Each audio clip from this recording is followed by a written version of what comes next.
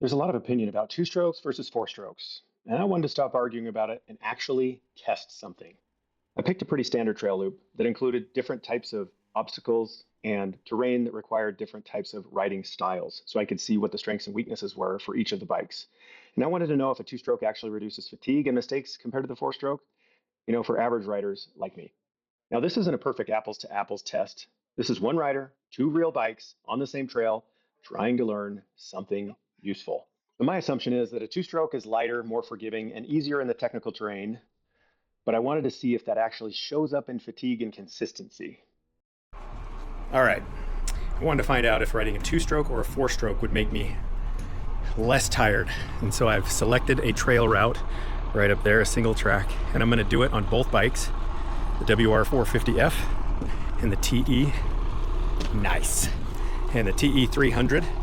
So these are two bikes that I'm gonna compare. So I'm gonna do the same lap, or I'm gonna do the same loop at least twice on each bike and see which one makes me less tired, which one I mess up the most on. And I just wanna put this to bed, finally. Four-stroke versus two-stroke.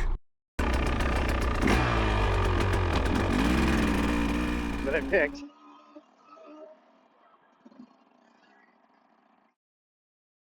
been a fun one for a lot of years.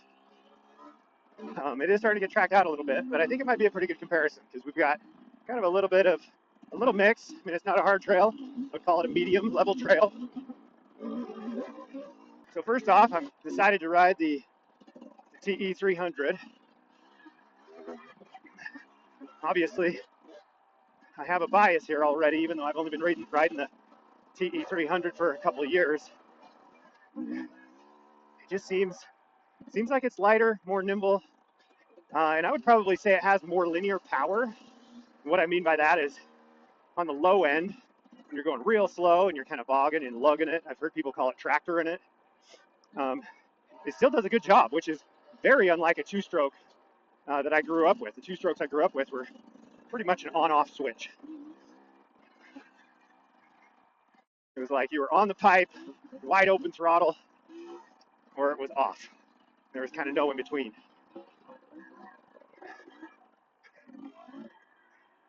But these have good power from bottom all the way to top, and it doesn't there's no spot in the throttle range where I feel like it's a little out of control, So this, as I'm going through it, no problem at all. Just the whole thing was real smooth, easy. I'm able to go through it at a pretty good pace if I want to. I can play around a little bit, throttle off of some little lips for a jump. Here are the stats for each of the laps. It's been a while since I've been on this old girl. Immediately, the riding position is very different. I feel like I'm quite a bit taller. I feel like I'm more on the front tire. So the tire pressure and the tires is all the same. I'll try to take the same line as I'm going up here, and I'll say right out of the gate, I'm kind of liking the WR here. Feels good. Suspension's been tuned. Have another video of that if you want to watch how I did it. It does feel like almost like a difference between the steering is much more belabored. So it's almost, let's see what we got here. All right, that was way rougher. I didn't dab, but I was as close to dabbing as you can get without doing it. So, number one, I'm already breathing harder. And number two, I do feel like it's more work. I can feel it in my shoulders a lot more, my forearms a lot more. My legs not so much. My back is fine. But yeah, definitely steering is much heavier. Front suspension, it feels almost the difference between like driving a Cadillac and maybe driving something a little more sporty, like maybe a Ford Raptor. Okay, let's see what we got here. All right, that was pretty good. It didn't bounce me around too much. It's pretty good. But yes, I can definitely feel I am a lot more tired. Okay, having that front end being so much heavier, or it feels so much heavier, the steering is just a lot less controlled. So I can kind of kick the bike around wherever I want it on the TE, whereas this I kind of have to go wherever the bike is currently going. That said, WR is a great bike. I've ridden this one for probably close to 10 years. Oh yeah, see that little blip off of that jump right there? Not nearly as much control. Yeah, the power, definitely different. I mean, I can feel I've got way more torque on my hands, way more power overall, but the delivery of it, I don't like it as much. Because on the low, you can hear it kind of pre-igniting and clunking a little bit on the low end, and so it makes the power pretty unpredictable on the low end. And then just a tiny twist of the throttle, and it goes from like no power to almost too much power within a couple of degrees of throttle twist. It is still super fun though. I love it. Yeah, so over the last 10 years or so, this is gonna be a real trick here. I've been through this a lot on my TE. Okay, I'm already fighting it. Let's see. Okay, dabbed 2 foot the whole way through that. All right, this, doing okay. Let's see how we get on here. Okay, this is real hard. Oh, there we go. We killed it. And I would say that is power delivery is why that killed. When I got low RPMs, it just didn't want to keep running. Yep. Here we go. And I'm off the bike. Okay, let's watch this from the other perspective to see maybe what I messed up on. Tell me in the comments, what did I mess up on here?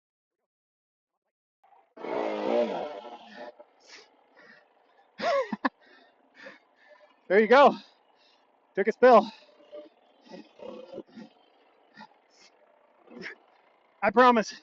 That was not planned. That was not choreographed. None of this is. Okay, this is where I dumped it. See if I can take the same line.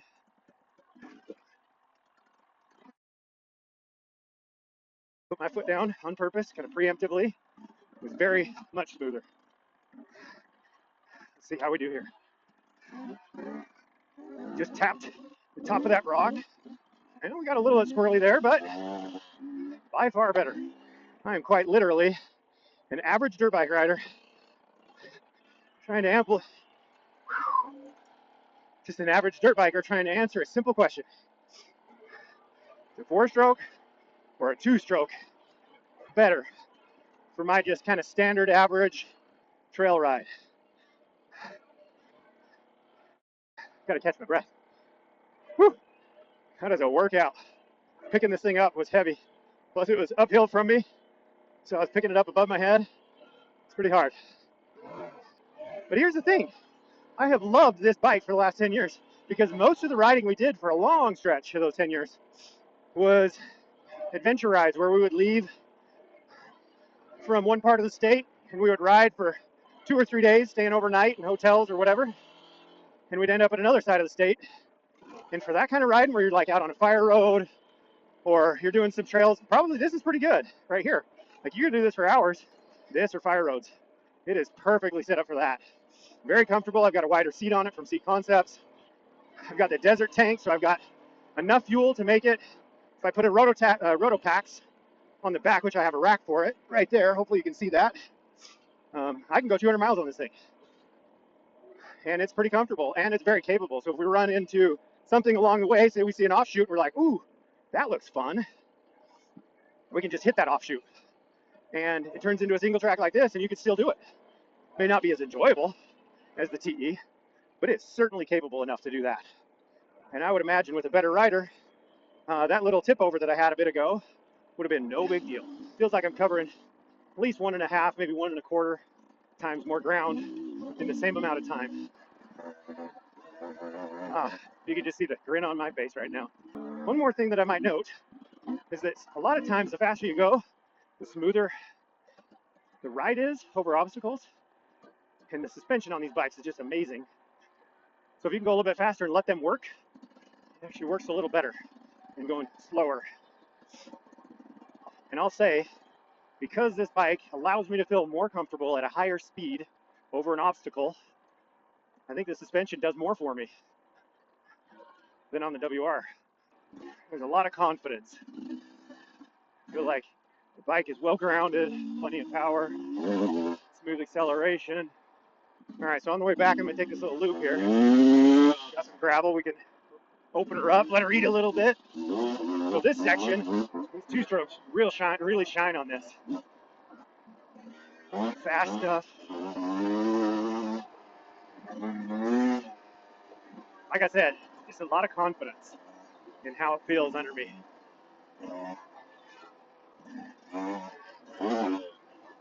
Get that wheel up and go through some dips. See, like this right here, this is perfect for this bike. comfortable. I can go pretty fast, smooth. I don't want a lot of steering input because I don't want to upset the bike. I want it to be nice and fast and smooth across here. And it's great for this. So if you're doing 2 tracks, flowy stuff, you're going a long distance fire road, love the 4-stroke.